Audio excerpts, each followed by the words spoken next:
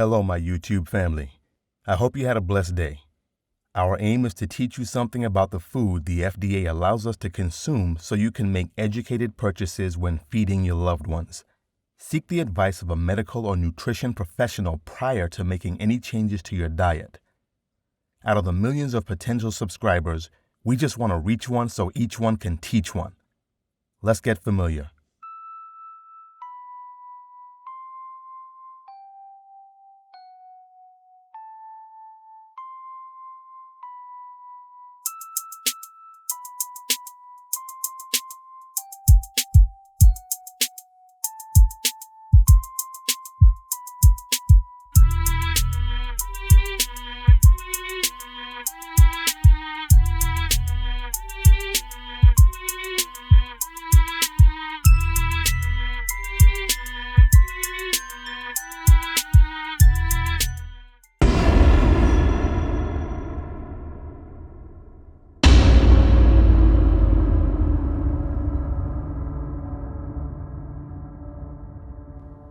Chicken and a biscuit.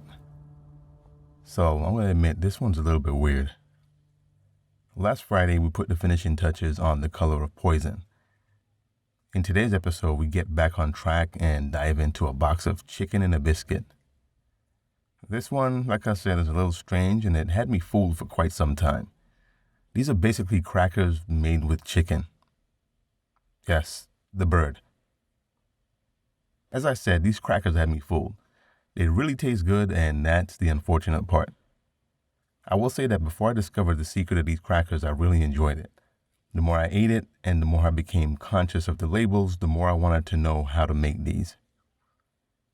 Now, the type of ingredients in this particular product seems a bit out of the ordinary, and anyone who does not eat meat should probably avoid this. I'm still talking about the crackers. Let's dig a little deeper. What is not generally known is that In a Biskit is a line of snack crackers produced by Nabisco, originally released in the United States as Chicken in a Biscuit in early 1964. The line has since grown to be available internationally with a variety of flavors. In the U.S., the product is flavored with dehydrated cooked chicken. Not sure how you would dehydrate the chicken, but international formulations differ because of varied manufacturing. While Australian Kraft Chicken in a Biscuit, but manufactured in China, lists chicken meat among the ingredients, an independent chemistry test detected no protein from any meat species in the product. As always, some of the ingredients may not be totally bad, but there are a few we need to discuss. Unbleached enriched flour. This is a bit tricky because there are two different things going on here. When you look at the label of your flour and it's not labeled as bleached or unbleached, then it's bleached.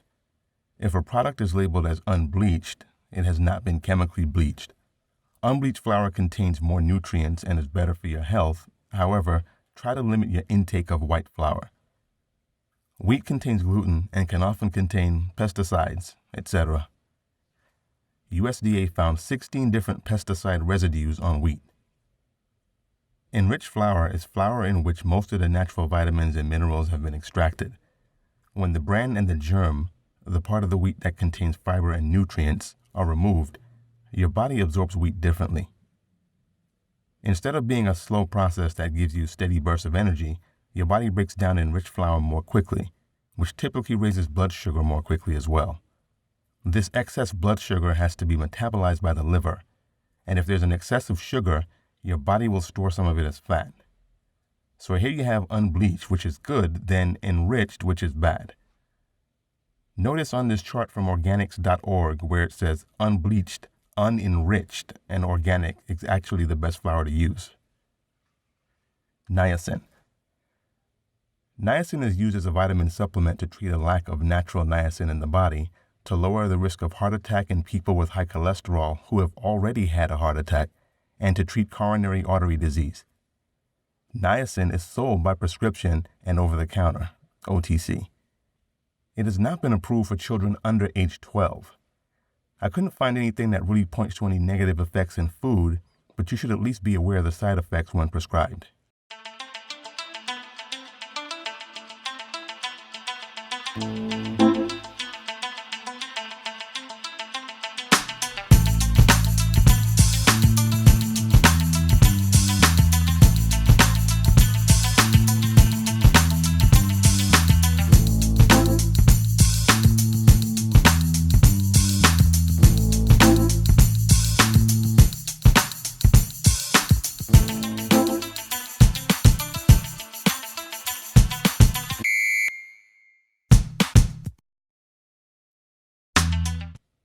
vitamin B1 and B2. Thiamine mononitrate, riboflavin, and folic acid are B-complex vitamins. I couldn't determine whether most are bad or good in this particular instance. Regarding folic acid, it's the synthetic version of folate. If your body cannot process it into folate, it causes a deficiency which can lead to neurological problems, among others. You'll have to research that on your own and discuss it with your doctor. Canola oil. Canola is an oilseed crop created through plant crossbreeding. It was developed as an edible version of the rapeseed plant, which harbors toxic compounds. Most canola crops are genetically modified, GMO, to improve oil quality and increase plant tolerance to herbicides.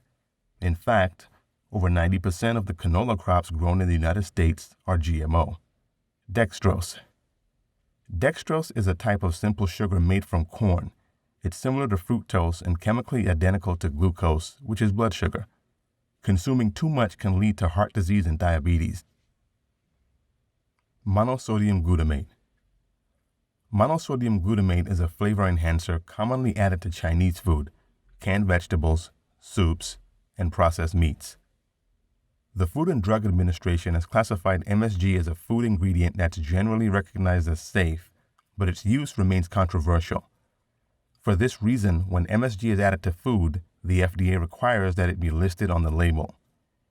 MSG has been used as a food additive for decades.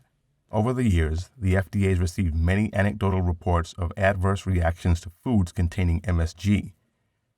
These reactions, known as MSG symptoms complex, include headache, flushing, sweating, facial pressure or tightness, numbness, tingling or burning in the face, neck, and other areas, rapid fluttering heartbeats, heart palpitations, chest pain, nausea, or weakness. Soy lecithin. Lecithin is a food additive that comes from several sources, one of them being soy. It's generally used as an emulsifier or lubricant when added to food, but also has uses as an antioxidant and flavor protector. Soy lecithin is found in dietary supplements, ice cream and dairy products, infant formulas, bread, margarine, and other convenience foods. The good news is that it's usually included in such small amounts it isn't something to be too concerned about, but some people are concerned about the use of soy lecithin because it's made from genetically modified soy. If this is a concern for you, look for organic products as they must be made with organic soy lecithin. Also, while the lecithin in soy is natural, a chemical solvent that's used to extract the lecithin is a concern for some. Dehydrated cooked chicken. The many things wrong with chicken can be a video all to itself, but let's just cover a few things. Studies have been conducted in Europe, the UK, and on American shores to check samples of chicken sold by various brands at retail outlets. The results have been worrying, with some reports finding harmful bacteria in as much as 97% of all sampled chicken. Consuming a diet that's very high on animal protein and low on fruit and vegetables could up your risk of cancer. Research indicates a reduced risk of cancer, as much as 40% lower, in vegetarians when compared to meat eaters. There is danger of arsenic exposure and even E. coli. Worst of all, some chickens have to endure 3 doses of synthetic steroids, antibiotics, and growth hormones which are pumped into each chicken each day for 30 days only to fatten them. Thereafter, the birds must be sold between the 30 and 40-day period, failing which the birds die on their own, having been bombarded by the above poisonous concoction. When these chickens are eaten, the consequences to consumers are not only alarming but disastrous. Chicken farm owners, their families, and workers never, ever consume these birds as they are fully aware of it. In plain and simple words, these birds are cancerous. Watch this short video. It clearly illustrates the point on how they get bombarded with these steroids.